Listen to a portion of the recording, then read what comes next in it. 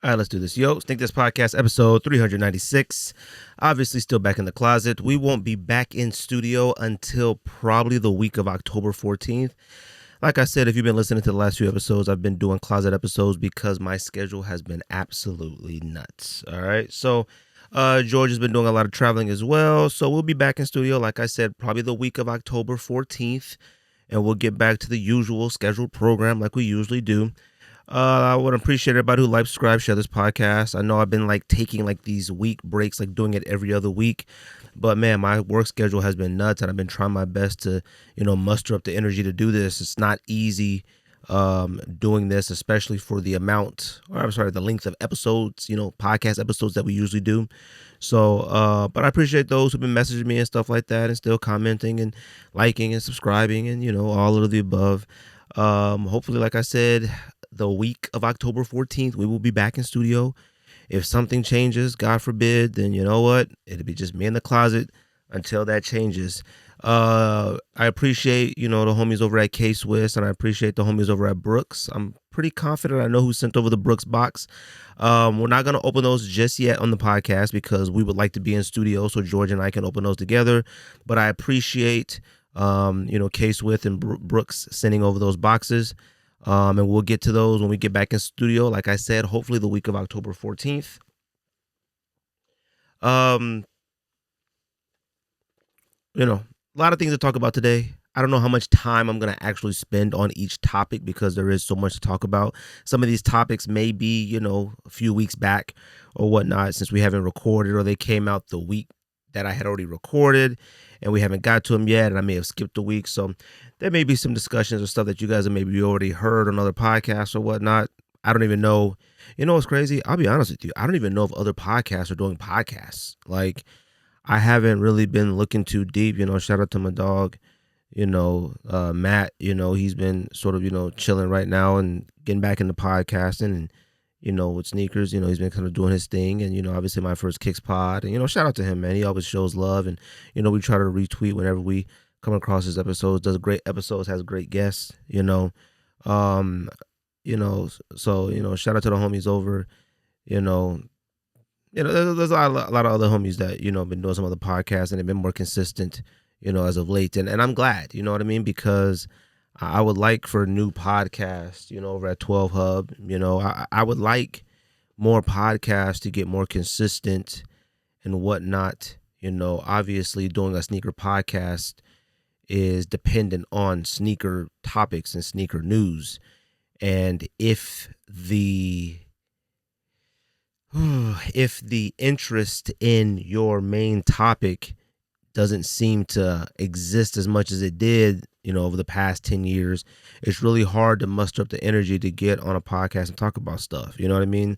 So, but, there's been a few things that's, happened, and that's the thing, a lot of sneaker podcasts and, even maybe not a lot of sneaker podcasts. I'll just talk about us. I don't know about anybody else, but, you begin to talk about the drama of social media and stuff like that versus the actual sneakers, because there's just the actual sneakers aren't drumming up as much excitement as they used to. You know what I mean? There's just so many things that's going on in sneakers, whether it's too many sneakers coming out, it's too many colorways, it's lackluster designs, it's the repetitiveness of retros, it's the the price points. There's a lot of things, brands, marketing tactics. There's just a lot of things that are going on that just aren't the same right now in sneakers. So, but shout out to anybody who's still doing a podcast, making content out there and having those discussions and whatnot. But like I said, man, I appreciate everybody who likes, subscribe, share this podcast. I usually do an unboxing, and I haven't done one the last probably 2 episodes in here. Since we have so many topics, I think I'm going to skip the unboxing. Today I was going to unbox something from my closet that I think I had unboxed an episode that I forgot to upload or didn't have time to upload, whatever the case may be. But I'll get to that at some point. Maybe next week I'll be a little bit more prepared for that. But I just really don't feel like right now. I am so tired. I got the utmost respect for those who work shifts, night shifts and 24/7 shifts and, things like that. That's something that I've never had to do in my entire career. And, since the launch of this project, I've been working, these ridiculously weird hours in order to make sure that our department understands how to use the product and get used to it or whatnot. That is just driving me nuts. And like, I was supposed to be done last week, but they extended it 2 more weeks, because, they're not really feeling the confidence in, our people learning the products fast enough. So, we're trying to get that all squared away. It's one of those things that, we've been working on for 3 years. And like I said, man, I respect a lot of you guys who work a lot of shift work and you work nights and, you have that type of career where somebody says, hey, you know what, I need you to work third shift this week. You know what I mean? Like, I've never experienced anything like that. My work schedule has been the same for 18 years. 18 years, my work schedule has always been 5 a.m. to 3:30.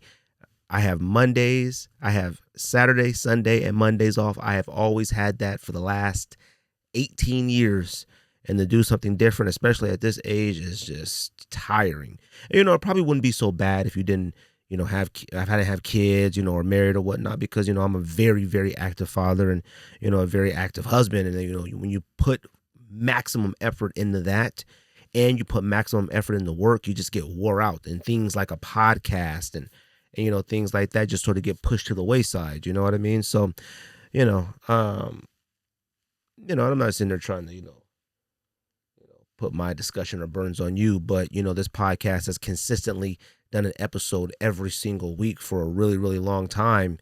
And, it's just that, like, it's weird. I always make this joke, but it's weird to see my beard go from black to gray in real time from doing this podcast. So we've been doing it for a really, really long time, but anyways, let's get to the podcast. So pickups, always do the podcast. Always start the podcast off with pickups and whatnot. Pickups I got this week. I did purchase the Bad Bunny Brown Clear SL72 joint off Confirmed. So I went ahead and signed up for that. I remember when the pics first came out for these.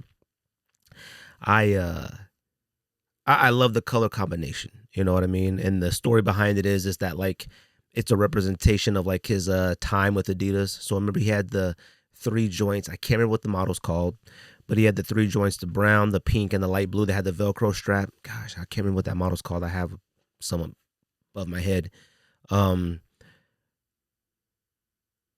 So it's a representation of that, those 3 colors combined on the SL72. The SL72 is one of those models that, like, the larger your foot, the worse it looks. You know what I mean? I didn't buy the first 2 colorways of the Bad Bunnies in the 70. Oh, wait, no, I'm sorry, I did. I bought the orange pair of the SL72s because they were just super duper cheap. Nobody really wanted them.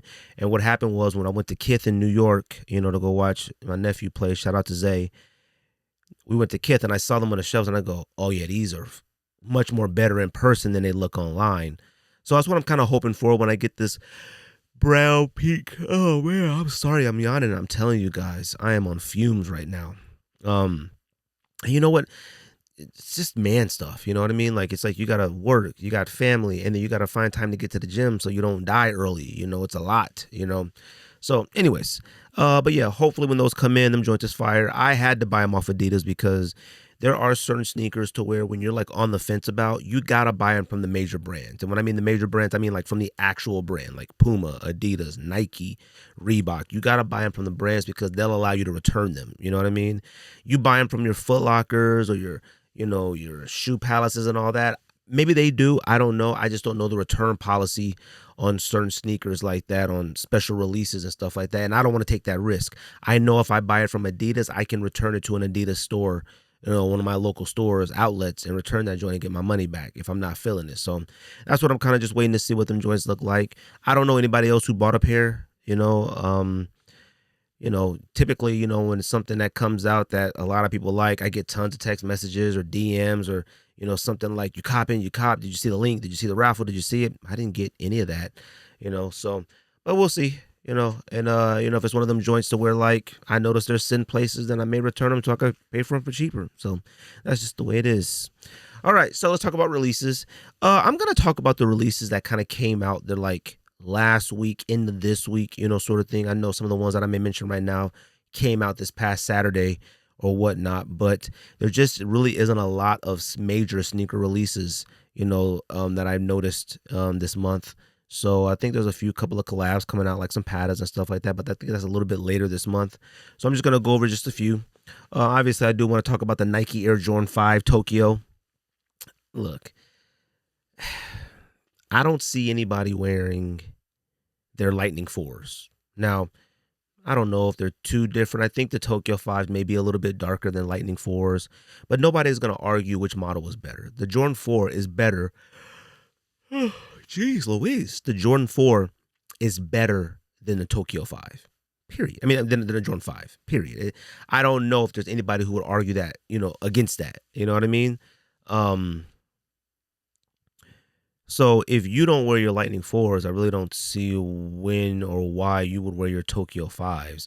The Tokyo 5s are strictly just to have. And when I mean just to have, I mean for us old OG sneakerheads, us old cats, us in our 30s, mid 30s and up, early 30s and up would want these just to have. I did debate on trying for them. I didn't try for them at all anywhere. I didn't sign up for any raffles. I didn't try on Sneakers app. And I was strictly only going to try because I feel like if I got the Undefeated 4, Tokyo 5 probably falls within that same realm of extremely rare, maybe not as rare as the Undefeated 4, but it's one of those like, even if you don't really have that much of a connection to it, or you really don't have that much thought, you don't like not like it, but you don't like super duper love it. It's one of those as just a sneaker collector. It's like, you know what, I may as well. You know what, I've bought dumber things and kept them for, reasons. You know what I mean? I'm not a sentimental person when it comes to sneakers. I think that's a little ridiculous. I think everybody has that sentimental sneaker. Mine is the Jordan 6, because that's the very first, I think that's the very first Jordan I had ever bought. Well, my dad had bought me, and I've told that story many, many times on this podcast. So that is probably my only one that's like my sentimental value to it. But then once I've already bought it about 4 or 5 times, one retro release, I bought 6 pairs.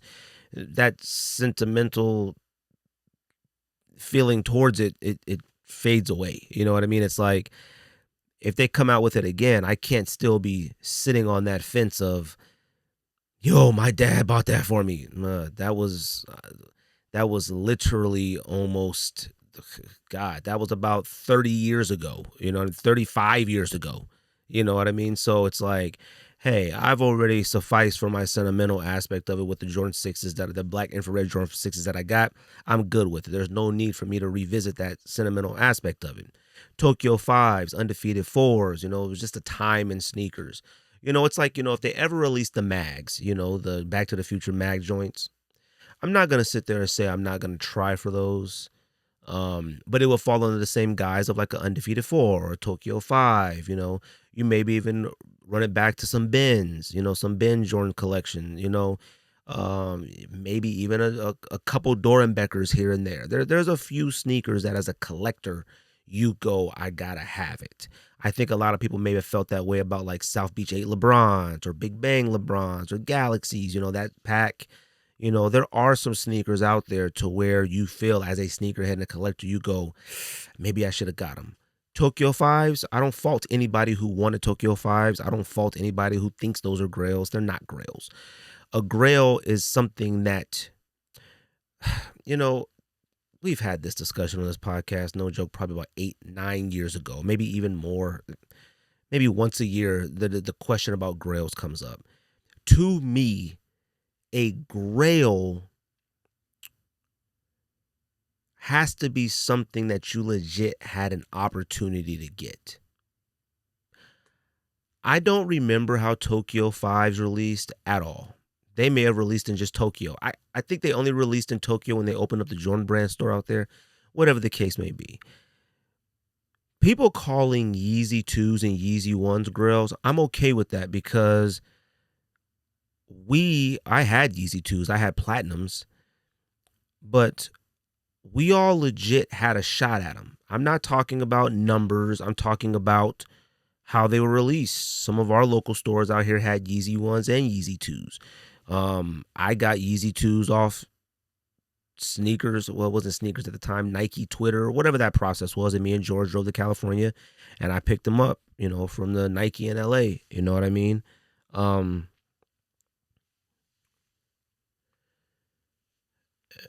The Tokyo Fives, I don't think they were as easily obtainable to call something a grail. You know what I mean? Like, I feel like a grail should be something that, you know, I don't know. Maybe I'm not. Maybe I'm thinking wrong. You know what I mean? I guess if you could get it, it's no longer a grail. But when the introduction of like StockX and Goat and all that came out, all that grail talk just sort of flew out the window. Obviously, those ones like Tokyo Fives and Undefeated Fours were at like erroneous dollar amounts. We're talking about tens of thousands of dollars. They weren't just at like 1,000. They were at like tens and tens of thousands of dollars. So it's understood why you may not have been able to get those or even been willing to try to get those. Okay. Those just become unicorns and legendary. But anyways, I think I'm talking way too much about the Tokyo 5. If you went for the Tokyo 5, good for you. There are some cats that I feel should have had it. I probably should have it. George should probably have it. Don should probably have it.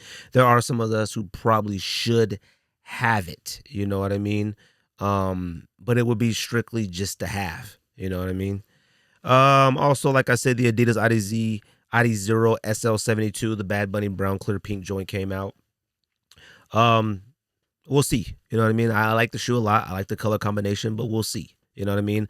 I'll be honest with you. When I get that joint in hand, I may not have any idea what to do with that when I get it. I may have zero intentions on wearing it. I wear all my other Bad Bunnies out the window wild, except, what's crazy? I don't wear the pink ones, the Rojo ones. I don't wear those at all. I still wear my blues and my black whites. So I haven't figured out when or how I'm going to wear the pink ones just yet, but I wear all my other pink shoes, but those ones I just haven't pulled out yet. I don't know why. I think I'm a little disappointed in like the packaging. It didn't come with the same insoles. Now, yes, I could take the insoles out of my other ones and put them in those for extra comfort. I get it, but I like consistency with my packages. So, also the Adidas Dame 10 Bucks came out. I mean, what are we doing here? I get it. The shoe was probably made prior to Dame being cut from the Bucks, but you got to treat sneakers that are specific to teams when players aren't on the teams anymore, like when that team doesn't win the championship. It's like when one team is in the champion, it's like Chiefs Eagles last year. They already have the Chiefs championship t-shirts printed up. They already got the Eagles championship t-shirts printed up. Well, the Eagles won, so now you got to ship those Chiefs championship t-shirts to overseas, the countries who, need clothes, or you got to, destroy them. You got to do the same thing with sneakers.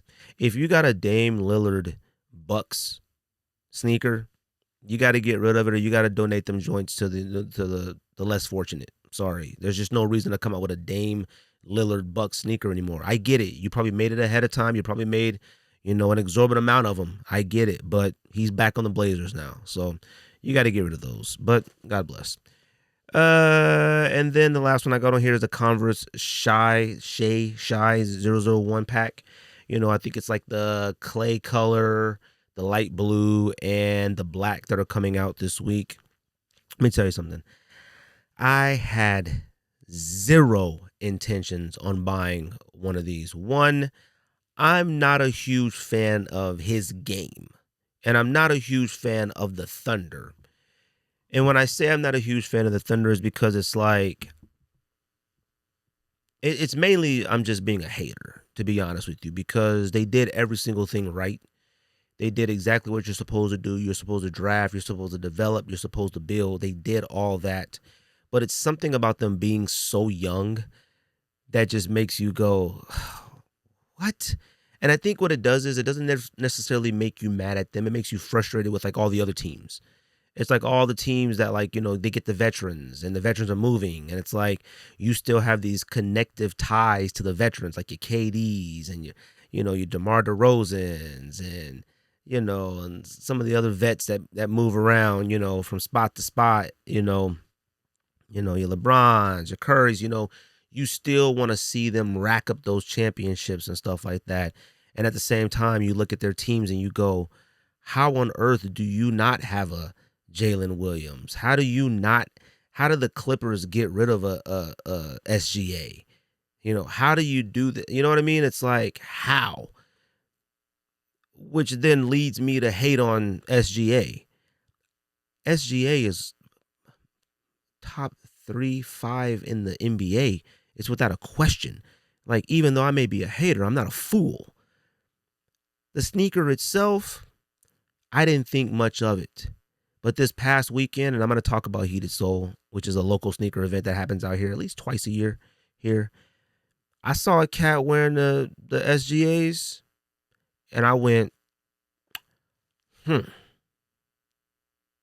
these may be getting copped. The reason why I say that is because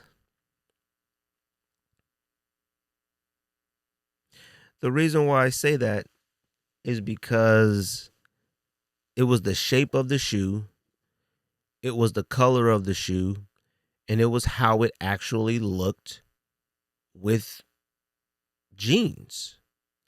I wore sneakers with, I'll get to what I wore to Heated Soul in a little bit, but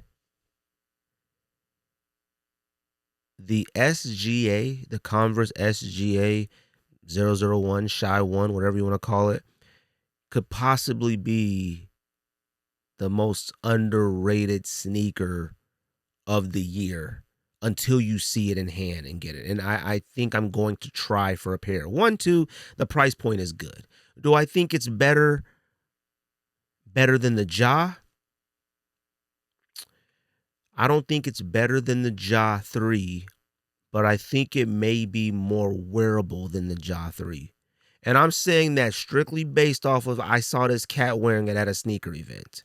But I think I'm going to try for one. Now, here's the problem with the Shy Pack.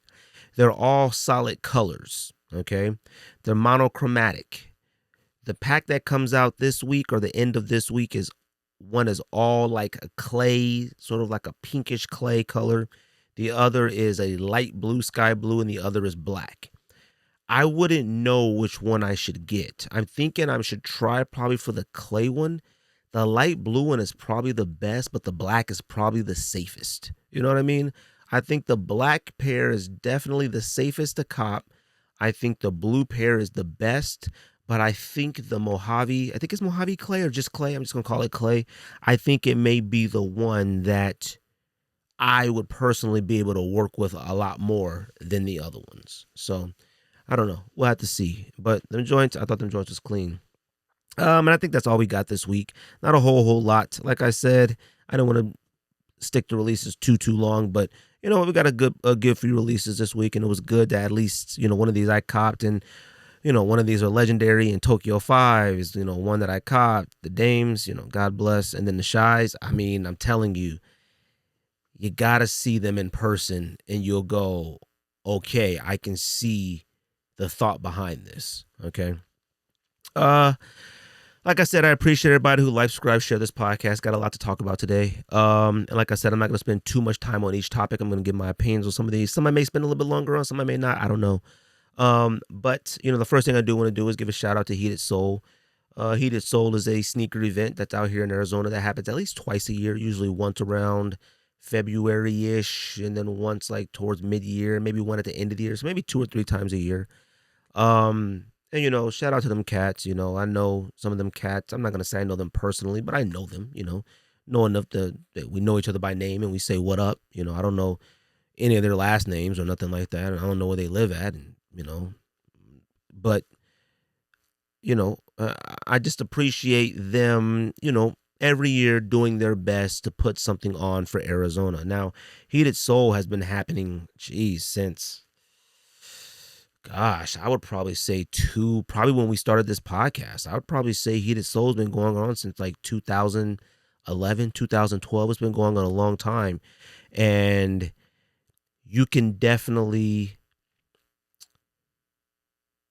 it's sort of like, you know, just Heated Soul in Arizona is like the in-person understanding of the rise and the ups and downs of sneaker culture. You know what I mean?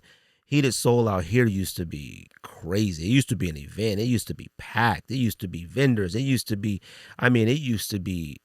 really dope. Now, I would probably say I've maybe only been to maybe 6 heated soles, ever. Maybe a little bit more than that. I don't know. Me and George used to kind of hit up a few of them. I'm not a fan of like being in those settings too long. I don't know. I always feel like this incredible social pressure to buy something when I go to these events. Whether it's a t-shirt that I'm never gonna wear or something that I'm just never ever gonna wear, or a sneaker that it's like I kind of like the sneaker and it's like, well, it's here, I'll go ahead and buy it. I could probably tell you that like every event that I've been to, I've bought a sneaker and I've probably worn none of them. I think the only one I've worn maybe once or twice are Pink Pig SB Lows. That may be the only ones that I've worn that I bought from a sneaker bin. And I bought that from Sneaker Con. You know what I mean? Um, Maybe some Dunks. I don't know. But heated sole is just, sort of a staple in Arizona. Now, the last few years, I think the last heated sole I went to was probably 20. I don't know. I don't want to say it was before COVID, maybe after COVID. I don't remember. I can't remember, but there was a few cats there, and I think that was probably the upside of it was like, oh, is there some homies here just to talk to or whatnot, sort of chill with and talk it with. And shout out to Matt. I think Matt was here. Shu Hefner was here with StockX. We kicked it for a bit. Got dinner that night. Shout out to Marky and Lil Aces and everybody. We kind of kicked it that night, and it was off of Heated Soul. You know, um, you know, and and I'm not trying to. I'm not gonna talk bad about it. And the reason why I'm not gonna talk bad about the event is because it's not their fault. You know what I mean? I feel like there are some things that they can definitely improve on. Um, here's the thing. It's like it's the venue where they hold it is partly the issue. Okay, so they had it at a venue, and the venue is like a sports complex, and this is a sports complex that does a lot of like um, club sports, gymnastics, soccer. Indoor soccer is really huge here. It does a lot of stuff, and it has a lot of traffic. You know what I mean? It has a lot of foot traffic, mainly with a lot of younger kids. There are some older leagues in there and stuff like that, but a lot of these kids and a lot of the parents that are with these kids, they are of like our age. They're in their 30s and 40s, and they like Jordans and they like sneakers and stuff like that. When you have an event at a place like that that already has a high amount of traffic due to like parents and uncles and grandparents and cousins and big brothers, big sisters, and everybody flowing through there to go watch their son, their nephew, their grandson, everybody come play a sport, you want to capitalize on that traffic that's already through there. Well, in order to get into Heated Soul, you had to pay about $20 to get in, $20 to get in. And then they gave you a wristband, which means that like if you had a wristband, you were only people with wristbands were the ones permitted inside of Heated Soul, which was done on side the basketball courts. They had that entire basketball court area roped off just for Heated Soul, which means that like if you were someone coming strictly for soccer and sports and whatnot for your kid, you were coming for that. You didn't get a wristband, you couldn't come in. If you wanted to come into Heated Soul, you had to pay to come into that. That to me defeats the purpose of having it at a place like this. Because here's the thing. The kids that are out there on the field playing, they want to go see sneakers and see that. Those are the demographics. Those kids are going to be the ones that are like, oh, can we go in there? Can we go in there? Can we go in there? That's where you're going to be able to make those sales and stuff like that. To me, I know nothing. Or I know nothing about anything. All right. I'm just giving my 2 cents input, like I said. If you eliminate all of their natural foot traffic that they get in there because you want them to pay to get into a place that they're already in, you're going to shoot yourself in the foot. Like turning away parents with kids that range anywhere from 7 to 14, that's your demographic of who you want in there. And then their mom and dad are in their like 30s and 40s, maybe early 50s. They like Jordans and Nikes and sneakers as well and clothes and whatnot. You want them in there as well. You know what I mean? Like, it just doesn't make any sense to like sort of cut half of the building off because of it. That's the point that you have it at a place like that. Now, that may be the point that I'm thinking.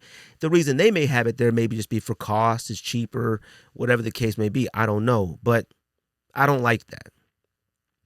Also, It's called Heated Soul. Now, like I said, this has been going on since like 2011, 2012, something early like that. This is when it used to be, it was a strictly sneaker event. And I mean sneaker by sneaker culture. You know, you had streetwear brands and sneakers. That's what you had in there. This is where you would go to there to buy your Supreme, you know, your independent brands, you know, your Dunks, your Jordans, your LeBron. Like, this is where you would go. It was strictly sneaker culture, urban streetwear type event type thing. Now, with a lot of these sneaker events and stuff like that comes a lot of work from these vendors. You know what I mean? When Heated Soul was first coming around, man, they had a ton of vendors and ton of people that would come in with sneakers and this. And now this is back when sneakers were around 500. You know, Cats was paying 400 for like Jordan 9s and stuff like that. You know, a pair of Olives was going for like 500. You know what I mean? Like, the prices were out of control. After a while, the amount of work that goes into bringing all that product into an event and the amount of work of getting all that product out of the event, you start weighing, is it worth it? Even if you come out of there in the plus, you go, man, is it worth all this work? We're talking about cats that bring in hundreds of sneakers. There are cats that have to rent U-Haul trucks, that have to rent vans and stuff like that to bring in all their product. And all their product is priced, was typically priced in a range that's not, you know, you're not going to have the masses clamoring at your table to buy it. Heated Soul is just no longer a sneaker event anymore. I would probably say there were definitely more other vendors in this event that had nothing to do with sneakers or streetwear whatsoever. There were a lot of women brands and women, I don't want to say brands, but like companies. And I'm talking about like, you know, they were selling earrings and bracelets and jewelry and tube tops and like, you know, spaghetti strap shirts. Like, they were selling like women's clothes. Like, it wasn't like they were selling women's streetwear. It was, and you define streetwear however you want to define it, but it wasn't selling. It was selling like dresses and, you know, sundresses and stuff like that. And then you had Rafi, you know, who was like this local lawyer. I don't really know exactly. Accidental lawyer. I don't really know much about him. But he was like one of the major sponsors of it. And they had a whole corner to themselves. And it looked like about 10 of them at this table. And they had this exorbitant booth. Like, I mean, this booth section table setup, they put a lot of work into that setup. They had like custom Rafi, and this is a law firm. They had like custom Rafi Jordan jerseys, and they all had fits on and Rafi hats and all that. And I go, what do you have a table here for? Nobody is coming in here to talk to you guys about legal advice or whatnot. Like, I just didn't understand it. Like, it didn't make any sense whatsoever. And then, you know, there was you know, a couple barbers in there, which, you know, is not rare and, you know, uncommon. And, you know, there was like a tattoo artist in there, which I almost got a tattoo while in there because it was like, you know, small tattoos, affordable, you know, but, you know, it was just one of them things like, do I really want to be sitting there getting a tattoo in front of everybody? You know, they had like a little basketball tournament going on in the back, like a half court 3-on-3 type tournament thing. And here's the deal. Them cats back there, they were going hard. Like, they was paused, like they was going in back there. But them cats ain't copping nothing. Like, I'm sure they probably charged each team a fee in order to come play, and you probably got a trophy or something. But the goal for this is to get people to come by and exposure for brands. Like, well, nobody back there watching them basketball cats. Honestly, all them cats back there playing basketball, all I saw was a bunch of adults who need to grow up, to be honest with you. Like, hey, man, exercise and playing sports, that's cool.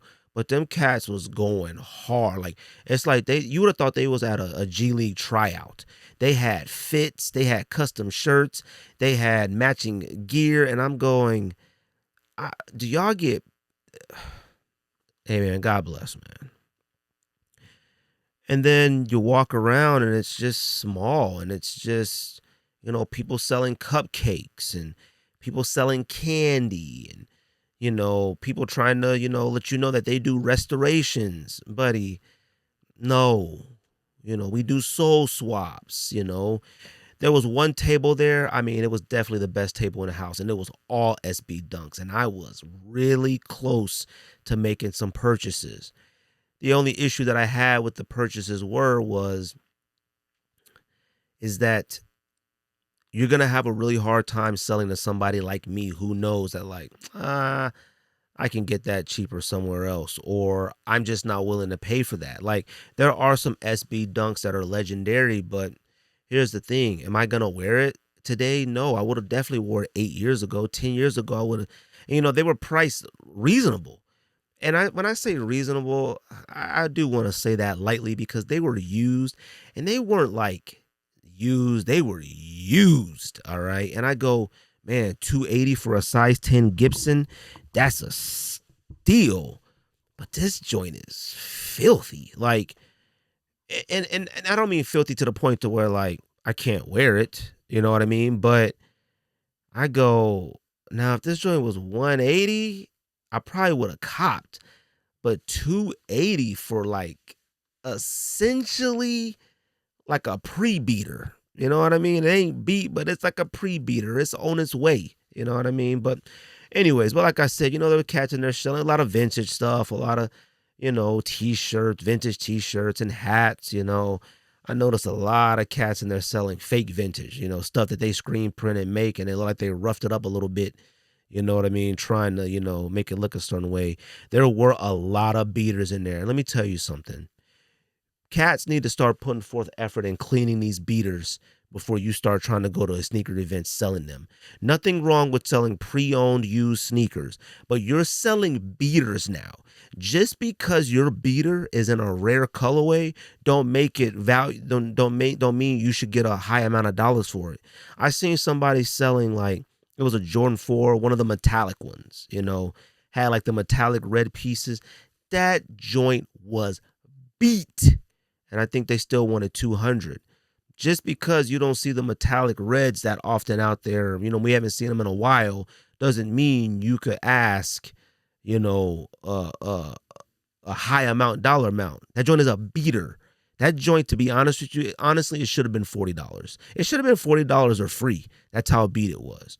And I've talked about this numerous times on better ways to sell your sneakers at sneaker events. And one of them is that if you're going to sell pre-owned, then you need to go ahead and take a week out of your schedule and clean all your pre-owned and get them joints up to par. Make them joints smell good. Get them joints shining. Get some of the dirt off. Get some of the stuff off the bottom. Picking up pre-owned sneakers at a sneaker event and like, that joint got like a piece of gum smashed on the bottom of the sole and like a Cheeto in it. And it's like, fam, what's up? Anyways, I don't know. I think Heated Soul is now just a convention. You know what I mean? It's just it's a convention. You know what I mean? It's not like sorry, I'm getting a text. It's just a convention for vendors. It's like a farmer's market. Like they had food trucks outside. Them food trucks were cracking. But you know why the food trucks were cracking? Because the food trucks were available to everybody. The food trucks were outside of the venue, which means that all the parents, all the grandparents and aunties and all the kids who just got through playing sports and being inside all day can go outside and they can participate in all the food trucks. They can't participate in buying sneakers and shirts and clothes and jewelry and whatever you're selling in there because you won't let them in because they don't have a wristband. But they can leave outside and stand in line. There were like 3 or 4 food trucks that had a decent line on them. And I go, man, these food trucks are out here making a killing. But that's because the food truck is open to all traffic. It wasn't open to just Heated Soul traffic. You know what I mean? But shout out to them cats, man. I'll tell you one thing too. When cats are coming out, this is important. When cats are coming out of your event and they're telling people don't waste your time or money, that's a problem. And I will tell you this, I had got to the parking lot and I sat in my car for a little bit. I don't know, I was on social media or just fooling around on my cell phone for a minute. And before I went inside, and while I was in the parking lot, I saw cats go inside. I probably sat in my car for about 10 minutes. When I finally got out of the car and started walking towards it, I saw the same cats coming out, and they had wristbands on. They clearly went to go to Heated Summit Soul. That means the Heated Soul. That means that they were in there for about a maybe total of 15 minutes, and they went, I'm out of here. That's bad. That is bad. Okay, like it's bad. All right.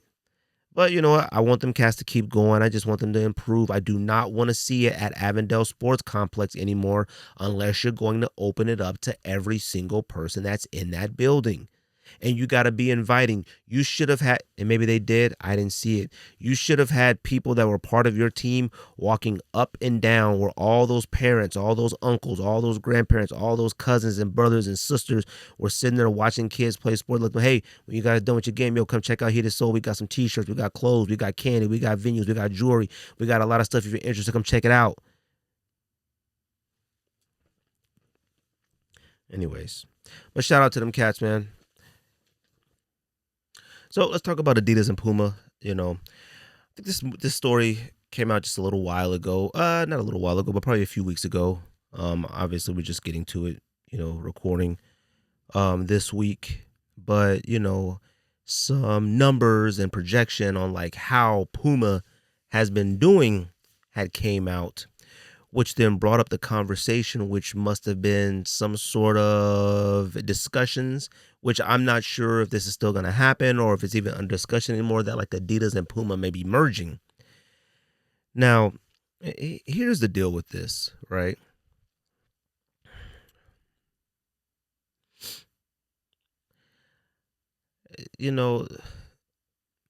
I don't know how something like that works. I don't know how mergers and things like that work, especially when it comes to brands. There was a point in time where, and I don't even think this is the case anymore, when Reebok was owned by Adidas, when they pretty much stopped making Reebok, at that point. I don't know if that would be the plan for Adidas if they absorbed Puma and just sort of just not gave any attention to Puma. There's a lot of businesses and things, that's how they operate. It's where they have no intentions on like bettering or expanding that brand, but they just want to be able to just, suck you in, pause, and just sort of let you fade away. I just use like Lay's. Let's say like Lay's or something buys another chip company. They don't necessarily want to buy that chip company because they go, wow, that chip company is killing it. And we want to be able to own that brand and, expand it and grow off of it. No, sometimes if another chip company is killing it, Lay's will buy that other chip company just to kill it. Hey, we own it now. We're no longer making it anymore. You will come back and you will only think of Lay's. You will only buy our Lay's chips. We'll forget that over there. That's what happens. Or they take all ownership of all the property and equipment and warehouses and things like that little brand has accumulated, and then they'll use that to push their further future products and stuff like that versus the reason of furthering the brand that they bought. And look, I'm just talking. I still, and when I was saying that I was blaming LaMelo Ball for Puma, I didn't literally mean I was blaming LaMelo Ball. I was saying that LaMelo Ball hasn't done for Puma what Puma thought he was going to do for them. I'm not saying that like he didn't do his part. I'm saying that his part, well, essentially yes, but I was saying that like Puma had other ideas for Melo Ball, meaning yes, we're going to give you the world, but your cachet, your social media presence, your, quote unquote coolness, your youth, your in touchness with, a completely demographic is going to pull those same younger athletes to our brand. That's what I was saying. Puma had an idea in their head about what Melo Ball was going to do for them. Melo was just thinking about, I'm with Puma. Puma, I know it I got no proof on the facts in this, but if they were smart, I'm pretty confident that, and they're smart people, I'm pretty confident they thought this. They thought, man, if we get Melo, we give him the world, then all the future young basketball athletes from AAU and that circuit and college and all that, then they'll want to come to Puma because Melo is there. He's cool. He's young. He got the tattoos. He got the grill. And, even some of the younger soccer players and some of the younger football players, like they thought that. It hasn't turned out that way for them. Now they're stuck with Melo. Melo is seems like a great kid, fine athlete, but he is not going to push your brand if he's not playing on the basketball court. He's not going to push your brand if he's in Charlotte. He's not going to push your brand if he's never getting to the playoffs. He's not going to push your brand if he's playing less than 45 games a year. Now, Puma's business side of it,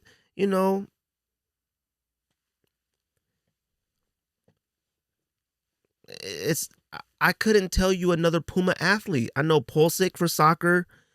Usain Bolt is retired. You got LaMelo. I think you got Stewie from the New York Liberty, WNBA. You may have maybe another Puma athlete. I don't know. Oh, you got Halliburton.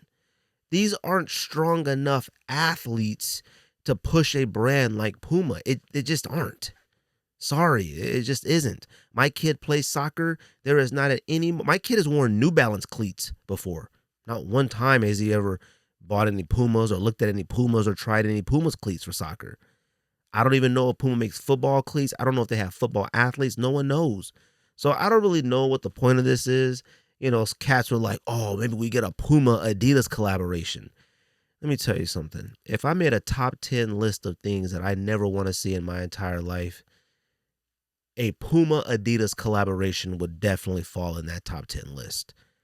Like, most of you don't buy Pumas and most of you don't buy Adidas. Why would you buy the combination of the two? I don't know what's up with this. Puma is one of those brands which I've talked about numerous times on this podcast, and I've said it numerous times on this podcast. Puma has some fire stuff. They got fire soccer cleats. They got fire running shoes. They got a lot of fire hoop shoes. Casual shoes. They got a lot of heat. The problem is that they don't care. They don't care to market it to us. They don't care to share it with us. Why should I? If you don't care, why should I? They don't do anything to market any of that stuff. But whatever, I digress. I'm not even sure if that was even a topic worth even touching on. You know what I mean? Like, I have it on my list, but it is what it is. What else do I got? Oh, Adidas again. I will tell you this. And those who actually listen to this podcast and those who pay attention to a lot of stuff that I wear and what I buy, Adidas is just my favorite. I love Adidas stuff.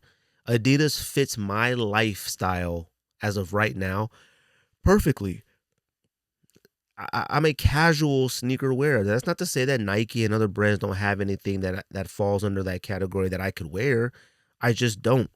As the last probably 3 to 5 years, I just gravitated more towards Adidas. Well, some more bad news for Adidas is it looks like by the end of 2025, I don't know if this is confirmed or rumored, but the Fear of God relationship between Adidas is going to end. Now, here's the thing.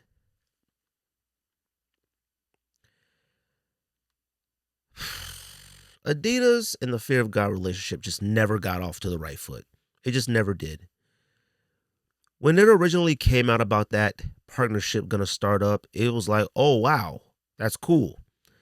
It was also around the time when Kanye started losing his mind, and we thought like, okay, well, if there's anybody who is going to sort of bring that sort of same vibe of like casual, cool, different sneaker design type thing, it could be a Jerry Lorenzo, okay?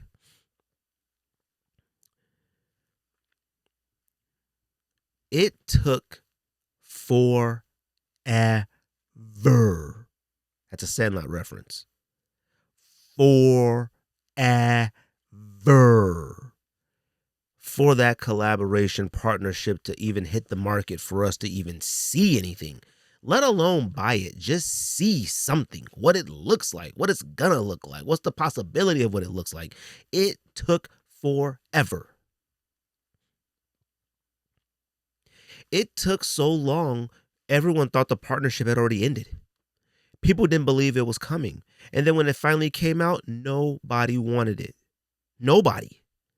I got my Adidas Fear of Gods off of websites for $67, maybe even cheaper than that. I think they're still on some websites for super duper cheap. They're not bad looking shoes. They just did not meet the standards of waiting that long for those to release. Now, this partnership ending in 2025, fine. I have no problems with Jerry Lorenzo whatsoever. But Jerry Lorenzo falls right out of that Kanye tree. You know, it's where they design stuff for themselves and they think that you should like it. Oh my gosh, I'm yawning like crazy. They feel like it's like they design for themselves and then they try to sell it to you.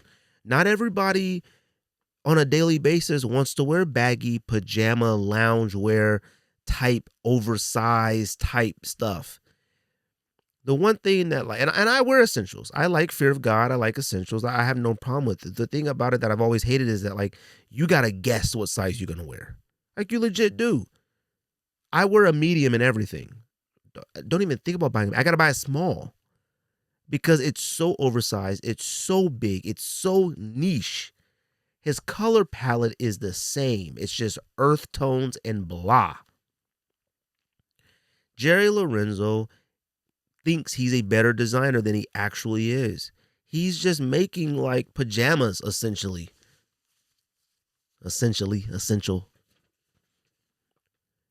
Not saying it's whack, not saying it's bad. I buy essentials. But I buy it to where it's like you only need so much.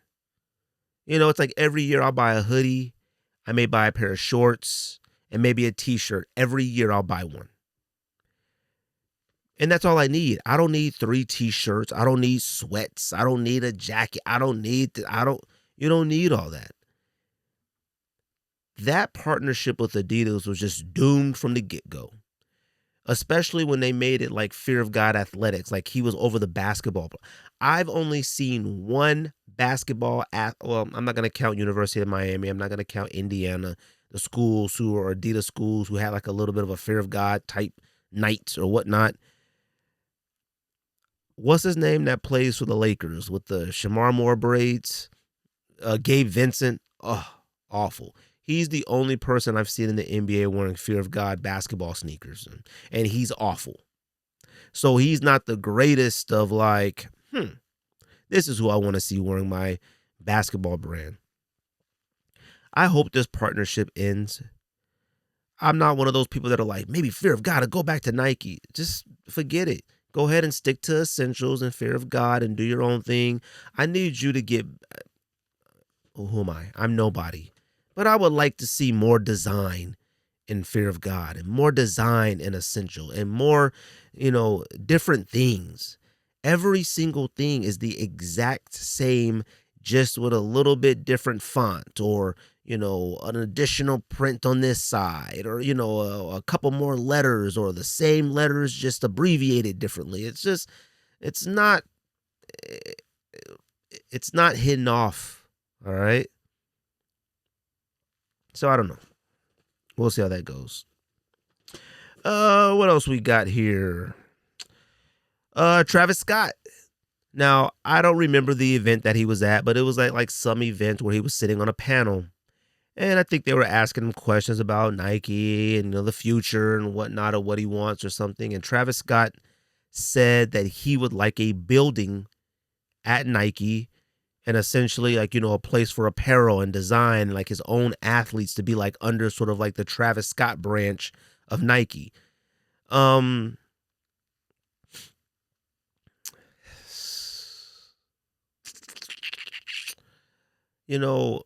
Originally when I first heard this and I read about it and saw the little clip of him saying this, the first thing that came to mind was Kanye. The only reason why Kanye came to mind, now it's a little bit different level in delivery of your thoughts and delivery of your ideas and delivery of what your wants are is a little dramatically different. I'm pretty positive between how Travis communicates versus how Kanye communicates with brands. But Kanye was the first person I thought of. Kanye wanted a lot more when it came to Nike. Now, Kanye was demanding more and more and more after only having 2 sneakers with the brand. I think by the time the Yeezy 2 had came out, I think it was already a wrap for Kanye and Nike. Travis does have a more of a proven track record with the Nike brand, with his iterations on Jordan models, and he has a couple trainers and a couple of runners and things like that.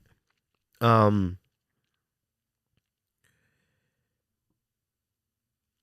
don't know. Honestly, don't really know where to go with this, because if I'm Nike, I don't want to do it, but at the same time, I might want to do it.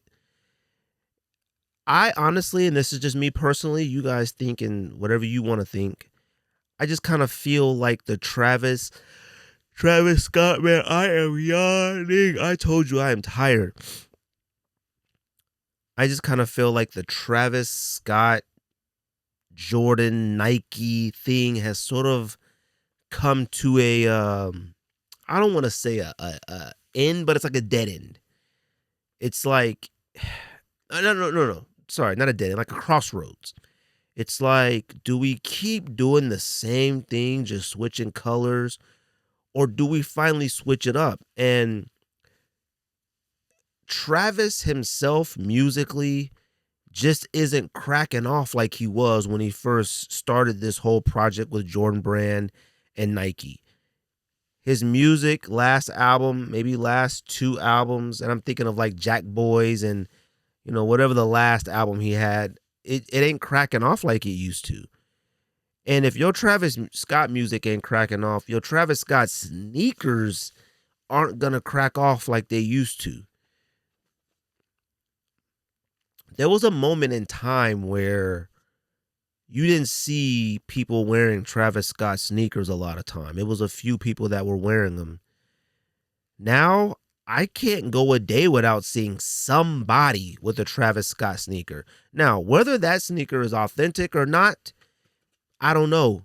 But I go to my son's games at the school. I go to a soccer game. I go somewhere. Somebody is going to be wearing a Travis Scott Jordan 1 low. Period. Now, I don't see too many highs often. And I'm going to be 100% honest with you. When I see anybody wearing a Travis Scott Jordan high or low, I honestly, first thing I think to my mind is that even real? And I never think that about other sneakers when I see them. And the reason why I only think that about Travis Scott is because, and maybe I'm just not paying much attention, they've been making more colorways and probably a little bit larger stocks. But at the same time, it was still not incredibly rare, but it was pretty rare to see somebody in a Travis Scott. I can't go one day without seeing a Travis Scott low. Highs, I don't see highs that much, but I will run into a Travis Scott low every single day if I go outside. If I go to the grocery store, I go to the mall, I go to the gas station, I go to wherever I go, I will, even at work. I've seen a couple people at work wearing a Travis Scott low.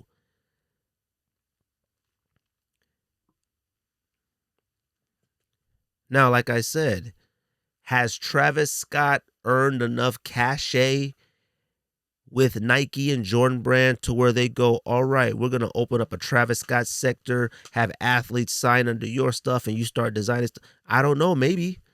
I don't know. I don't know if I feel like Nike's ego is too big to give up or create something like that for a Travis Scott, especially somebody who isn't an athlete. Like, he's an entertainer, but you have to still want to be entertained by him to really care about his products. Like, at the same time, Travis Scott comes out with a lot of merch, and there was a point in time where everybody wanted the merch. Like, you were just as excited to see what merch was getting ready to drop from Travis Scott with the sneakers, or in lieu of the sneakers, or before the sneakers even dropped. Like, sometimes he would just drop merch and gear. You wanted to see what it looked like. I've bought a few items, and of course, You buy one size, it's skin tight. You buy a medium this drop, it's skin tight. You buy a medium this drop, it feels like a double X. Like, it's just too all over the place for me. I hate that. You buy this drop, the quality is high. You buy this drop, it feels like a Gildan t-shirt. It's like you just never know what you're going to get. Once you fail on a few drops, you never try again. It's too risky. I have failed on 3 Travis Scott drops. I don't remember which one it was, but I bought one shirt. I bought a medium. I bought that joint. That joint was skin tight. Well, I gave it another go. I bought a medium, and it was like a Jeezy. It may have been like a Versus Jeezy Gucci Man Travis Scott drop. I don't even remember. I might be making that up. I bought a medium. That joint was like a tall tee. I was like, all right, man, I'm done with this. I bought another t-shirt. It was like, it wasn't too tight. It wasn't too loose. It was like, it was too perfect. And I'm like, all right, man, like I'm over this because I'm wasting $55, $65 at a time, and I'm having to give these shirts away or try to resell them or whatnot because you can't return that stuff. I don't know if Travis Scott still brings the crowds to Nike like that. Obviously, anytime something drops, yeah, you go home, you're curious. But honestly, once you have 1 or 2 Travis Scott Jordan 1s, you really don't need any more, to be honest with you. And then with the influx of just the regular OG Jordan 1s that dropped, you're really hard pressed to find the difference between the backward swoosh. A backward swoosh isn't enough for me to pay extra or enough for me to be like, oh my gosh, these are so much better than the OGs. It's a nice little touch, but I hate using this word, but he's sort of like, hold it out. Like, cool, you want to put the backward swoosh on the Jordan 1s? Cool, but you didn't got to put them on the Air Max. You don't got to put them on the trainers. You don't got to put them on this. Like, you put the backward swoosh on everything. Cool. That may be your signature, your signature thing for sneakers. I get it. But at the same time, it becomes played out extremely quick. It just does. So, I don't know. I'm definitely interested to see what happens with that. I'll be honest with you, Nike is one of those brands that, like, they'll milk you. They'll milk you, pause until they can't milk you anymore, and they'll just, oh yeah, you know what, oh yeah. And as soon as they feel like, you know what, we feel like you just ain't getting it done anymore, they let you go. I'll be honest with you. So, one of the other things that I wanted to talk about, what was, I had put this tweet up on social media, on Twitter. I still call it Twitter, X, whatever you want to call it. And I had basically put something along the lines that it almost feels like concepts out of Boston doesn't exist anymore. And I don't think I had even realized it, And the reason why I find that to be sort of significant is because, and some people had commented, I got a lot of DMs, a lot of comments, people saying, the reasoning why or what happened or this and that. And here's the deal. I went on concepts. They still get, Jordans. They still get, like, I guess your GRs. They still get Nike brand. They still get Jordan. They still do raffles. They still do things. A lot of people were commenting that, oh, they got in trouble for backdooring this and that. I don't know. I have no idea what took place. I had saw an article that Concepts Miami was going out of business. I go to Miami every single year. Not one time did I know there was a Concepts in Miami. I had zero idea. I would have went to go check it out. I had no idea there's a Concepts in Miami.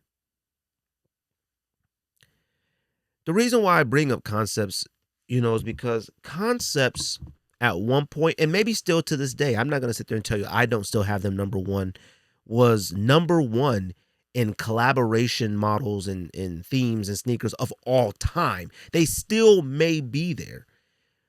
But it's been a really long time since they've had a collaboration with Nike or anything that made any noise. I think I've seen some Birkenstocks. I think I've seen, like, some other things here and there, which is fine. Nothing's wrong with that.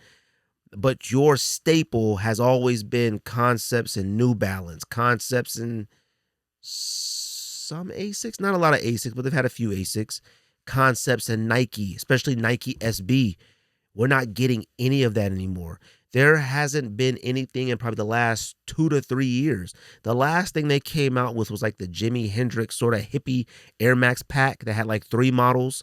3 models of Air Max 1s.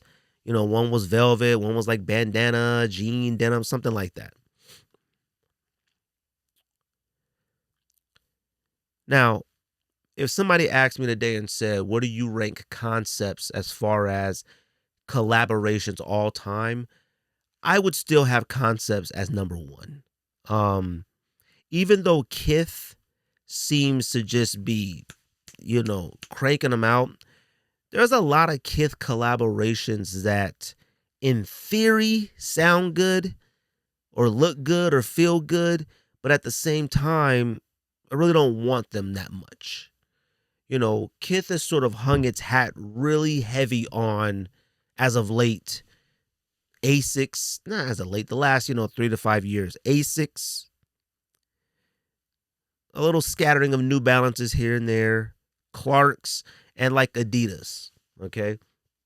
And when I say Adidas, I use that real lightly, like a collaboration, because none of the Adidas Kith collaborations are enough to where I go, whoa, this is a Kith collaboration. It looks like a Adidas shoe with the word Kith on it.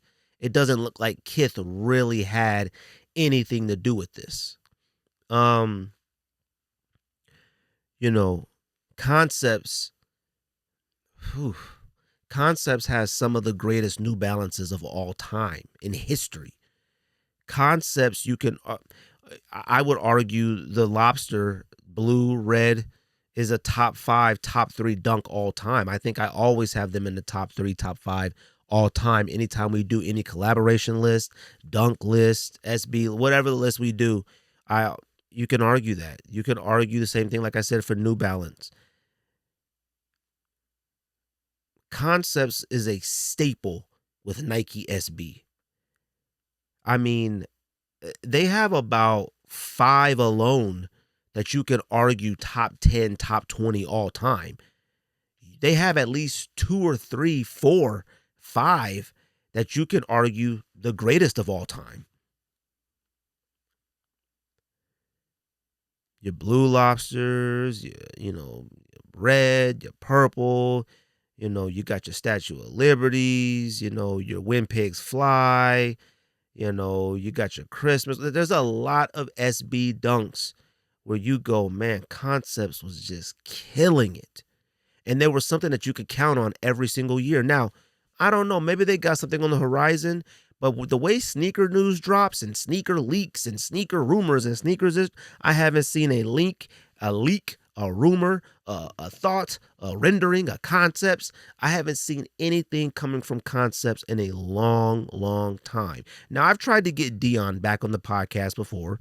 He came on, and probably our greatest episode of all time was having Dion from Concepts on it. Go check that episode out. Just type in the Sneak Diss podcast, Dion Concepts, DEON Concepts. All right. One of the best episodes ever. Told some of the greatest stories ever.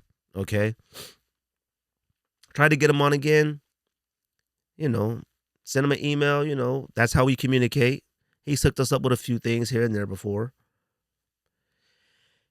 When I emailed him, he asked for me to send him the questions ahead of time, which I thought was weird because we didn't do that last time. I sent the questions, never heard from him again. So I don't know. I had a few people in the comments making some claims of racism dealing with Concepts or racism dealing with Dion. I've heard a few things here and there. I have no idea if any of that's true or not. I just saw a couple comments that people put on the post, and people have sent me stuff here and there. I didn't know what any of it meant. I just put the shocked eyes, like, shocked. I really didn't put much thought into it or really care.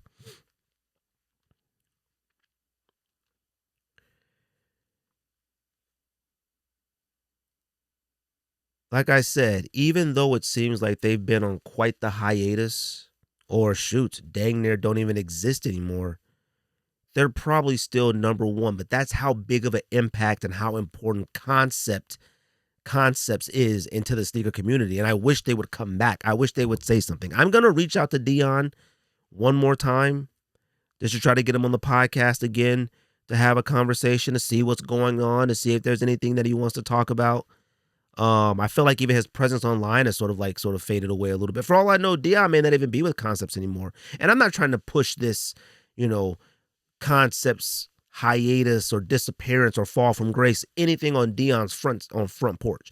He's just our contact through Concepts, and that's just all I know. So I don't know. We'll see. I just find it a little bit weird that, on a regular basis, weekly, it feels like you got something with Kith. Weekly. This is no knock on Kith, but it's like weekly with Kith. You got a Pata sort of resurgence. You got a few things going on here and there with, and I go, where is Concepts? So I don't know, man. Shout out to them. Hopefully they got something dropping soon. We love a new SB Dunk with some special packaging, like something. We're a Concepts people on this podcast. George and I have, I don't know how many collaborations of Concepts. What's funny is that with Concepts was the ones that was a guarantee. It felt like a guarantee yearly Dunk SB. Even though Kith has just cranked out collaborations, cranked them out, there's only been one time that Kith has worked with Nike, and that was with some Nike basketball. It was a couple of retros, like some Scottie Pippens and some LeBrons. I think maybe the 21 or 22, whatever model it was, 18, 7, I don't know, whatever model it was, where they worked with Nike. That's the only time that I could think of Kith working with Nike ever, and they've never done it again. There's no Kith SB Dunk. There's no Kith regular Dunk. Kith has always been New Balance, Asics, Clarks, Adidas. That is what you're going to get out of a Kith. Now, maybe they look at those brands and go, these are more the casual style. Kith is its own lifestyle brand. It makes I think a lot of its money and stuff comes from buying Kith clothing, Kith brand clothing and stuff like that, not necessarily all the other brands. And, maybe Nike stuff doesn't fit their aesthetics when it comes to their clothing brand or whatnot. These other ones do, Clarks, Adidas, Asics, New Balance. Maybe that one does better. But at the same time, it's just kind of crazy with somebody like a Kith. We don't have a Kith SB Dunk. You know what I mean? We don't have a Kith Dunk. We got just this one block in time where Kith had Nike basketball. But when it comes to Concepts, it was like a guarantee. You looked forward to see what was going to be the next Concepts SB Dunk. And we just don't have that anymore whatsoever. All of the SB Dunk collaborations that have come out over the last probably 4 or 5 years have been from brands that a lot of us have never even heard of. A lot of skate companies, a lot of brands, a lot of, people or designers that we've never heard of. A lot of skaters we've never heard of, and maybe that's our fault for not doing the homework. But at the exact same time, when you expand those collaborations to these other companies, these other brands, these other, things, you still want to have your foundational home base that's a guarantee home run every time. And that's like your Concepts. So I don't know, man.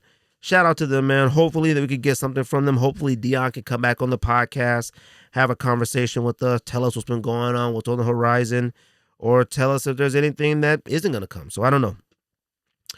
A couple things I did want to touch on. I wanted to touch on just some sneaker news, actual sneaker stuff besides actual sneaker news, but actual sneakers. And like I said, these topics are things that have, came out with the last few weeks, but the Angel Reese one that came out with Reebok and a great sneaker. I love the design. I like the sneaker. I like the cut of the sneaker. It was sold out. I said a lot of people like, oh my gosh, it's sold out on Reebok. Don't fall for that stuff. Okay. That's cool. But here's the thing. Nike has done this plenty of times. The Reebok, I don't put anything past anybody. Shaq is one of those people who like to do things like this. Look, a lot of that stuff I look at as tactics. Angel Reese dropped about 3 or 4 colorways on Reebok and they all sold out. No way. Okay. This is no knock on her. This is no knock on anything.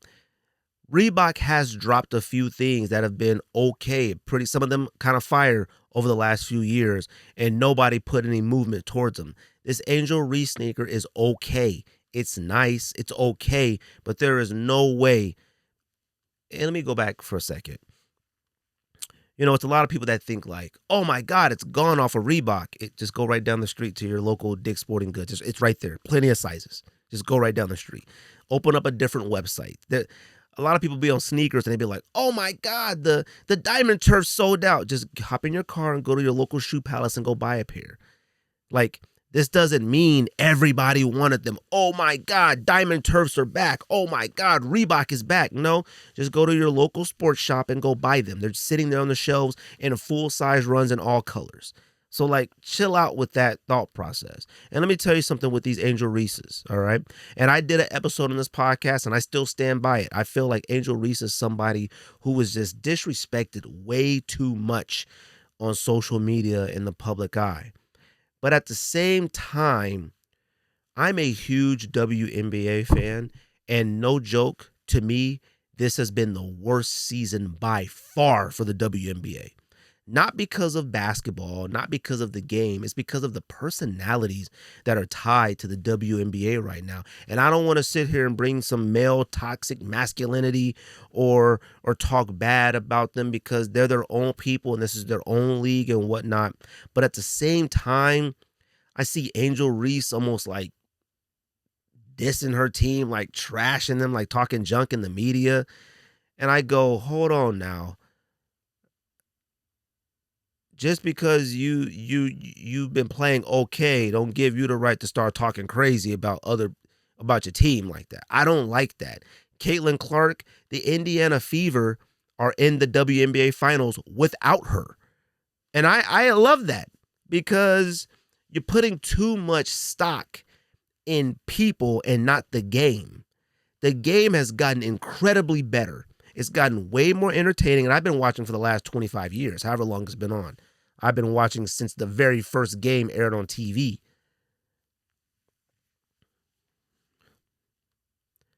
But at the same time, some of their personalities make the sport unattractive.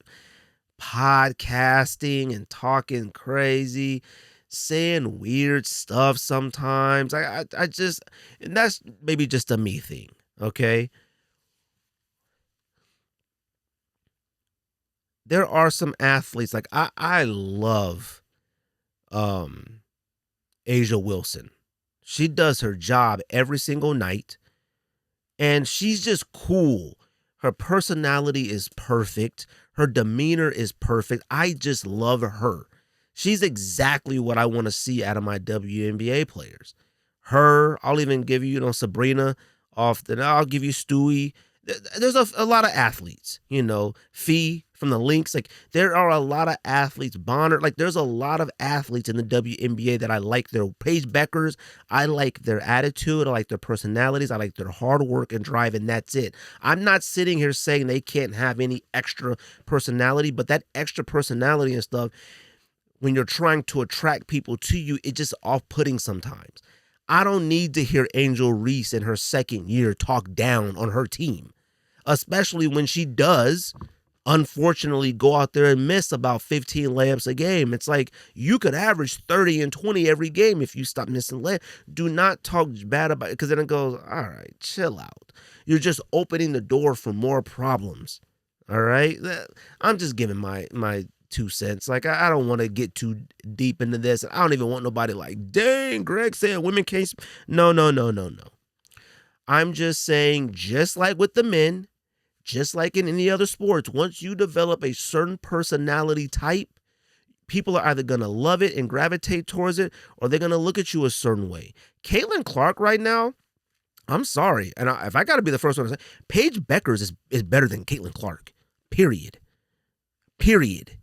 And you can clip this and spread the word. Paige Beckers is better than Caitlin Clark. She also has a better attitude than Caitlin Clark. Like, I am not. My Caitlin Clark fandom has dropped tremendously. She doesn't play. Then when she does play, she always got a bad attitude with the refs, a bad attitude with her teammates, always making extra faces and hand gestures and movements. And it's just too much for somebody who does not play enough and is very inconsistent. Yes, thank you. You're going, oh, she had the most triple doubles, and good for you. Anyways, what else I got on this list? Oh, I don't want to talk about this. Whatever. So shout out to the homie who sent me this. He asked me what I thought about this new Croc design. I guess one of Yeezy's ex-designers, former designer for Yeezy, I guess maybe when he worked with Adidas or whatnot, is now with Crocs or working on some type of Croc product or project or whatnot. And it's obviously some type of foam runner semblance type thing. And somebody sent me a picture of it and asked me what I thought. First of all, let me explain something to you. Okay, actually, there's a few things I'm going to explain to you. Nobody knows any of the Yeezy designers, so who cares? Like, the fact that I seen multiple sneaker blogs and people asking me that I see what this former Yeezy designer did, we don't care. We're under the assumption that Kanye designed everything. Kanye's personality is so big and thought process on everything is so big that we're under the impression that Kanye is sitting there with a pencil and paper and designing everything. Kanye having other designers, I don't believe it. Even though I know it's true, I'm just saying, who cares? That's one. Two, anybody who is now running around talking about, hey, and get your money. I get it. But designing for Crocs, what? Okay. And then the first leaked pictures is basically like a different type of foam runner looking type thing. Who cares? Okay. You know what? I'm about to say this too. And look, I know a lot of my listeners are 98% male. And I know a lot of you do this. So if you take this the wrong way, good, because I meant it this way. Women, stop talking to men or going out in public with men who are wearing foam sneakers out in public. Crocs, foam runners, slides, anything like that. Stop going out in public with men like that. They're complacent. Don't come talking to me about, oh, they're comfortable. There are plenty of sneakers that are comfortable. You don't got to wear a shoe made out of like foam polyurethane or whatever. I don't even know what that stuff is. Like the fact that like I go to restaurants and I see grown men with women wearing a foam sneaker inside of a booth on a restaurant is insane. You should never wear foam sneakers outside of the house unless you're going to check the mailbox. You may be going to pick up a prescription or pick up a loaf of bread and some milk, or go pick your kids up from soccer practice or basketball practice, and you're going to wait in the car. Young women, I'm talking to the women in high school and college, do not date anybody who is wearing foam sneakers on a regular basis. I'm going to let you on a little secret. Any man who walks around wearing foam sneakers out in public is probably addicted to porn. I got no proof behind this whatsoever. I just say what comes to my mind, and I honestly think that. I think if you're young, let me tell you something. Foam sneakers are for cats who watch streamers all day, addicted to porn, and are really unsure where they want to go in life. If you're a grown man, I'm talking like late 30s and up, and you're wearing a foam sneaker, a Croc, a foam runner out in public, you're comfortable, you're complacent, and it is what it is. You're just, oh, I'm good. Sorry, you don't like what I said? I don't care. That's how I feel. Former Yeezy designer, who? I don't even know his name. We call him former Yeezy designer. Who? All right, so a few more sneaker stuff to talk about. couple of cats, shout out to everybody who messaged me about the Jordan 3 Solefly Miami Hurricanes. I watched the game. I don't remember who they were playing that night, but it seemed like Solefly had their rollout of their Jordan 3 that was like Miami Hurricane inspired. Even though Miami is an Adidas school, still, to me, when I look at Miami, I still think Nike. I have no idea why University of Miami is with Adidas. It makes absolutely no sense whatsoever. University of Miami, to me, is forever a Nike school, but that's another topic for another day. Now, cats ask me, like, yo, what do you think? You copping these? Yo, these joints fire. What do you think? I mean, they can't be whack. It's a Jordan 3 with just different colors on it. It can't be whack, especially when a Jordan 3 is majority solid color, one color. When it's all white and you got just the accent pieces that are different colors, of course it's going to be fire. If it's all black and the accent piece, of course it's okay. But here's the deal, right?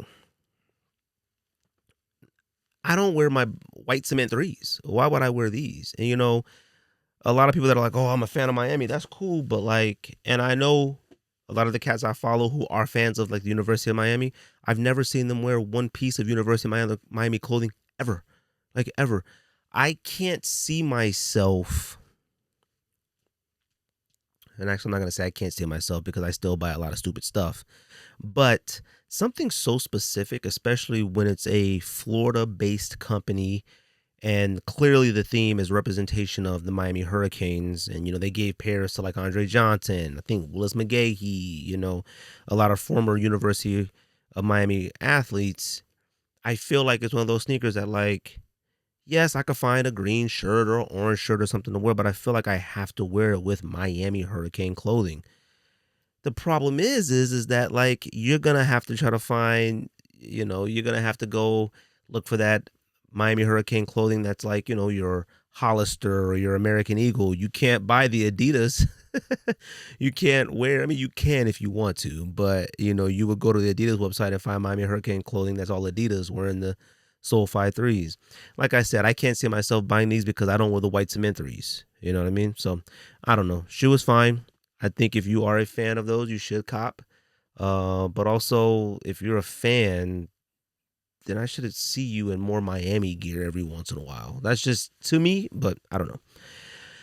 The Jordan 4 Tour Yellows are supposed to return in 2026. I know there's a few people that are big fans of these. I think Rico was one of them, comes on the podcast all the time. He talked about these years and years ago or something that he's wanted to retro. That was probably about 6 years ago when he was really talking about it. This is just once again Nike being about anywhere from 6 to 8 years too late. Shoot, I would even go further back. Honestly, they're probably about 10 years too late with these. And this is sort of like the Jordan 3 Soleflies to me. I don't wear my white cement 3s. Why would I wear the yellow? Yes, these are called True Yellow, but it's essentially yellow cement. It's just cement 3s, but it's yellow. That little Velcro piece on the tongue isn't enough to make me go, oh, I need these. I never had them when they first released. I never tried for them when they first released. Never cared for them. Lightnings is what I cared about back then. Never had them. Oh, wait. No, never had them. When they retroed again, we bought them. When it comes to things like this, Nike needs to start releasing stuff in waves. Tokyo 5s, Lightnings, and Tour Yellows should have all came out the exact same year because it just makes sense. If you buy, I don't know why. It just makes more sense to me. It's hey, we're going to release all of our yellow joints. Jordan Brand doesn't have a lot of yellow joints. You know what I mean?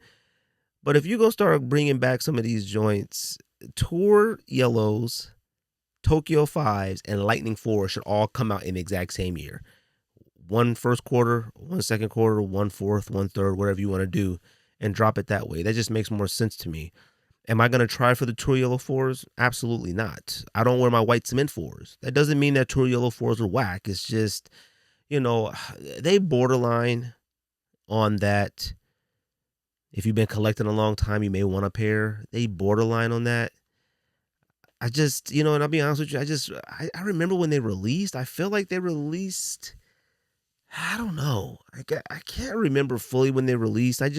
All I could think about is when Lightnings and Thunders released. And that's the other one. To me, all in 1 year, it should be Tokyo 5s, Lightning 4s, Thunders, and Tour Yellows. Release all of your yellow joints in 1 year First quarter, second quarter, third quarter, fourth quarter. I don't need a Tour Yellow 4 right now. I know some of you are like, oh my God, finally.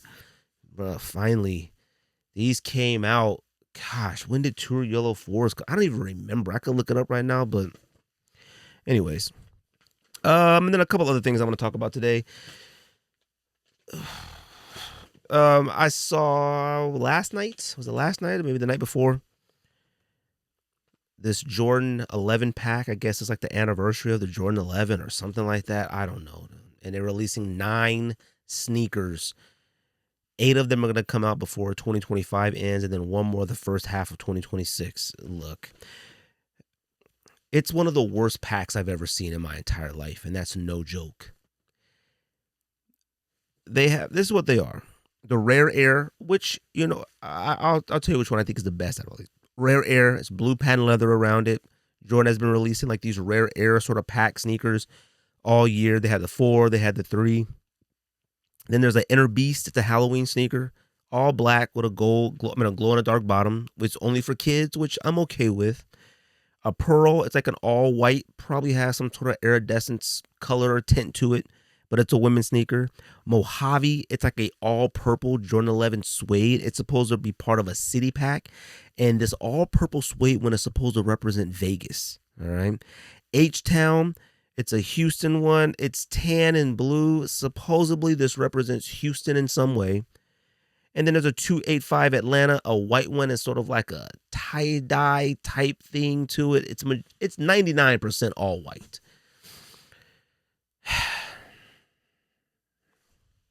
We got a China, Gammas, and Tokyos. Look, it's one of the worst packs I've ever seen in my entire life. There was a point in time where the Jordan 11 itself was considered the greatest Jordan of all time by a lot of people. And don't sit there and talk to me like I'm talking crazy. The Concord 11 was considered the greatest Jordan of all time by a lot of people for a long time. Now, that decision, when people were saying that about the Concord 11, was before people started really maturing and realizing like the 4 or maybe the 3 or the 5 or 6 is maybe that their favorite of all time. But the Jordan 11 Concord was up there. It was heralded as the greatest Jordan of all time for a very, very long time. The Jordan 11 is just ruined. It is completely ruined. When I look at this Jordan 11 pack, I think of Russell Wilson, where it's like, now I'm not saying that anybody thought Russell Wilson was the greatest quarterback of all time, but it's like, buddy, you just keep playing yourself and you're just looking bad out here. This pack is awful. It's one of the worst things I have ever seen come out of Jordan Brand, ever. Period. This city pack, look, I have no idea the correlation or connection of any of these city packs. This purple Vegas one, I live about 4 hours from Vegas. This all purple suede, what does this have to do with Vegas? I'm sure there's some story behind it. The history says the Purple Mountains, something goofy. All right. This H-Town one is like all tan with a light blue bottom. I'm sure somebody has a story. Oh, Houston was the founder of tan and light blue common, something ridiculous. This Atlanta one, I get it. You're going to come out with... Let me start this over. If you're going to still go the route of making city packs, that means that like when somebody walks in... Actually, let me start this over. Every single city has a color combination. Every single city. And 99% of the time, those city combinations is based off of teams. Whether it's your basketball team, your football team, your biggest university, college teams, like whatever the case may be, every single city has a color major city. I'm not talking about Biloxi, Mississippi. I'm talking about your Houstons, your Dallas, your LAs, your Atlantas, your Miamis, your Manhattans, your Queens. I'm talking about, well, not Queens, but you get what I'm trying to say. Minnesota, Minneapolis, Chicago. Every single city has some color combinations to where when somebody walks in the room wearing that color combination, it's the first city, or I guess state if you want to, that you think of. If somebody walked in here right now wearing a sneaker that is purple or gold, I am thinking of Los Angeles Lakers, or I'm thinking of LSU. If somebody walks in wearing like a dark green with orange, I'm thinking of Miami. If somebody comes in wearing black and red, I'm thinking Chicago Bulls. I may even freak maybe Miami Heat into that. Somebody comes in wearing navy blue and orange, I'm thinking of the Bears. I'm thinking silver and navy blue, the Cowboys. Somebody comes in wearing, like, there are these color combinations to where you think of these specific areas. Somebody comes in wearing orange and blue, I'm thinking the Astros. Royal blue and white, I'm thinking Dodgers. Navy blue, white, maybe a pinstripe freak on, I'm thinking Yankees. Royal blue and orange, or royal blue, if it's royal, I'm thinking Knicks. I'm thinking Mets. Like, there are these combinations. These right here, I'm sure there's some story behind them that is not worth anybody's time to research. But not a single person is going to see you walk in wearing this all purple 11 and go, yo, is that Vegas? Nobody's going to see you wearing this tan and light blue 11 going, yo, them representative H-Town? It is one of the worst things I have ever seen come out of Jordan Brand, and that's no joke. They're hideous. They make no sense. The China one is disgusting. You know what's funny? The best one out of this entire pack is the Rare Air, and that's because it's just blue patent leather, and it is what it is. The Tokyo one is fine. It looks like a cool gray with suede. I'm not mad at it, but the rest of these on this list are embarrassing. The kids' Halloween one, fine. The all-white women's one, whatever. But this city pack, get out of here with that. It's garbage, okay? Garbage. Ugh. Last thing I'm going to talk about is the Union Jordan 1 times fragment collaboration, whatever you want to call it. Look, I hate to be that guy, but it sucks too. I'm not saying that it sucks because I look at the shoe and go, this sucks. I can't help. This is just me, Greg, sneakerhead, overthinker, podcaster. When I see you're getting ready to come out with 3 Union fragment collaboration Jordan 1s that are constructed like the original Union Jordan 1s that released however many years ago with the blue toe and the black toe, and then the red toe, last year? All I look at is that, like, you lost your guts as a designer. Like, you folded the social media. Like, Union has dropped a few other collabs since the first run of the Union Jordan 1 highs, the blue and the black toe. They've even dropped another Jordan 1 high that had the woven material that's sort of like after the footscape, and it was like white. I have them. Hold on, I have them somewhere in here.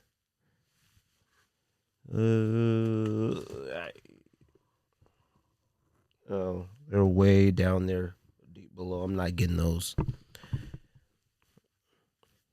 I thought they were definitely different. They were creative, but you folded. Social media and the internet, like, bro, bring back the OG Union ones, bring back the other ones, and you folded.